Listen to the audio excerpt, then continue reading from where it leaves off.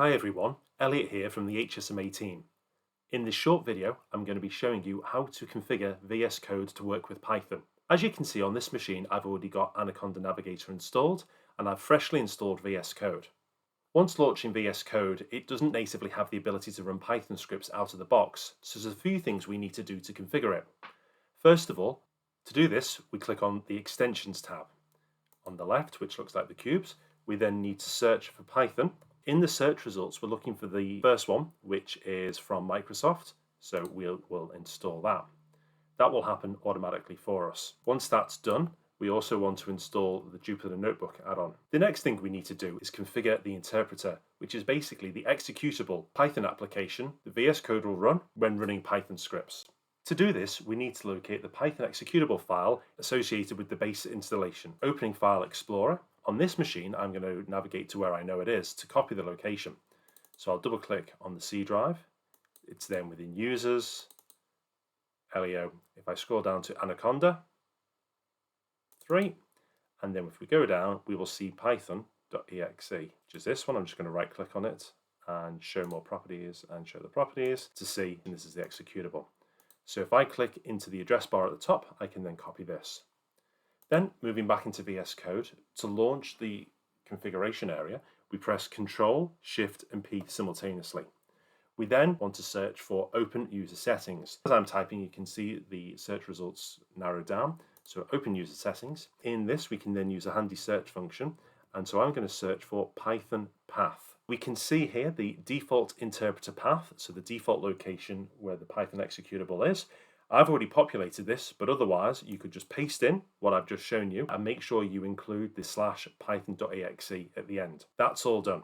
As mentioned earlier, Anaconda Navigator is already on this machine, and with it, some different environments. If I just Alt and Tab in Anaconda Navigator, we can see on this drop down, I have a number of different environments stored.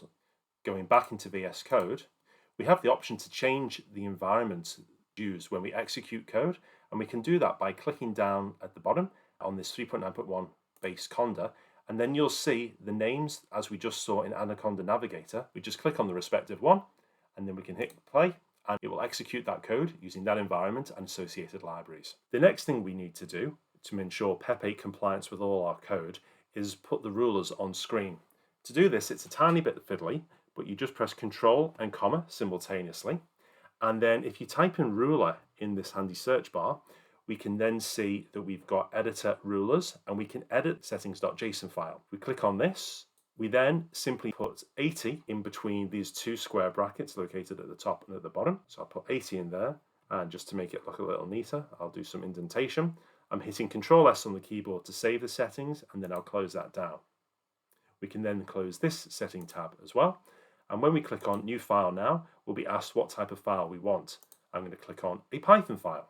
So let's enter some code to get an output. Now we've entered our code, if we try and run using the play button at the top right, it will ask us to save the file. So I'm just going to save this as test1. It will then save, and then it will run the script. And we can see the code has worked as expected. We've printed 0 through 9 thanks to this for loop and the range.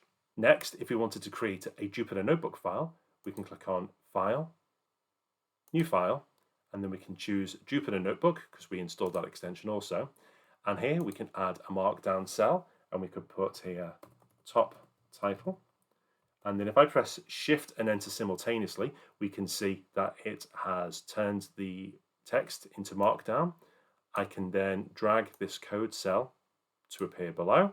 So it's very much drag and drop. And similar to the last piece of code, I can just type in another for loop. This time, when I've pressed Shift and Enter, it's asking me which kernel to use. So I'm going to use the base environment, and it just takes a second to connect to that. And then, as you can see, we've now got 20 to 29 thanks to the for loop and the next range function. The final thing I need to do is ensure that any plots that are rendered as a result of running code do so within a pane inside VS Code. I'm simply going to create a new file, again, a new Python file. I'm going to paste in some code I already have. And then I'm going to save and just call this chart1. And then instead of just hitting play, I'm going to click the drop down next to the play button and do run current file in interactive window. By doing that, it will then take a second to connect to the kernel and then run the code. There you have it. All plots will now render in VS Code in a different pane, very similar to Spider. The great thing is, from now on, you will just be able to press the play symbol, and that will automatically get the plots to appear in the interactive window, rather than having to do that extra step. Anyway, I hope this video has been useful. If anyone's got any questions, please get in touch on Slack. Be happy to answer them and potentially improve this video even more. One of the other great things about the interactive window is that we're able to explore variables that have been defined in the code. As we can see here, I've now added 2 new lines of code. X equals a string of hello world and Y equals the integer of 1. If I now hit play variables, we then get this pop-up at the bottom, and so we can now explore the different variables we have. So we can see our string of 11 characters, and we also have our integer of value 1. Again, another similarity to Spider.